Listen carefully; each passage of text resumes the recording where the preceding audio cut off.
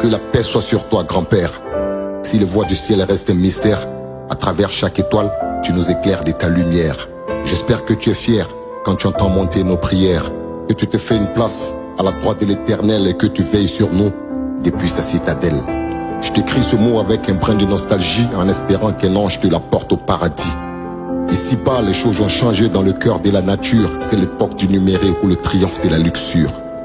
Autrefois remplie de disciples, la maison de Sa Majesté la foi est désormais déserte.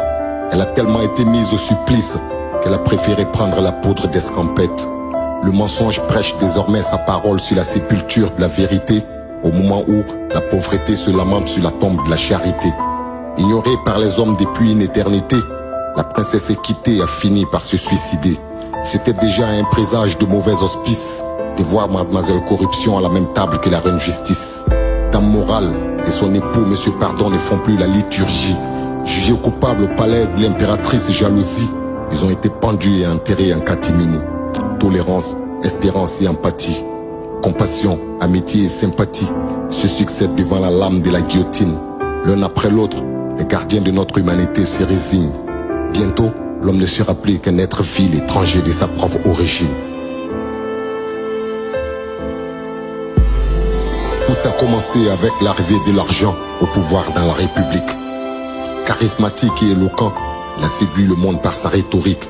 Et quand le docteur Intégrité a voulu faire douter la communauté, il a été assassiné par le colonel Cupidité. L'homme s'est affranchi de son humanité. Notre société soumise à la loi de l'avidité, et plus rien ne semble pouvoir l'arrêter. À force de courir après la fortune, on a laissé grandir les enfants loin de nos coutumes. Mon petit cousin à 14 ans a tiré sur plus de joints que Bob Marley. Il a appris à s'envoler avant même de pouvoir marcher. Et comme le symbole de la norme dans notre époque, à 16 ans, sa grande sœur a déjà fumé plus de pipe que le capitaine Haddock. Voici là le visage du monde des avatars, où nos vraies valeurs étouffent dans nos placards. Dans la cour de récréation, les disciples de Pablo Escobar. Comment espérer des licences et doctorats si l'école est devenue le temple de la sainte marijuana? Nos petites sœurs ont vite compris la tactique. Une fellation au professeur de mathématiques, c'est plus facile qu'apprendre les longues formules scientifiques. Pourquoi emprunter ce long chemin qui mène au savoir quand on peut rentrer dans l'histoire par la fenêtre? À trop conjuguer le verbe avoir, on finira par ne plus être. Chaque jour de Dieu, on fait un pas de plus vers le précipice.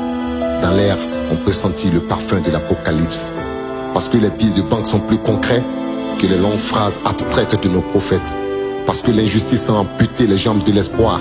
Il n'y a plus de morale sur le chemin de la gloire. Parce que l'honneur a la faiblesse de s'incliner devant l'argent, on sacrifie notre dignité quitte à faire le charlatan. Parce que le riche est plus crédible que le doyen, alors peu importe la manière, la fin justifie tous les moyens. Que la paix soit sur toi, grand-père. Si les voies du ciel restent un mystère, à travers chaque étoile, tu nous éclaires de ta lumière. J'espère que tu es fier quand tu entends monter nos prières, que tu as retrouvé tous nos ancêtres dans le salut et que tu t'es fait une place à la droite du grand barbu.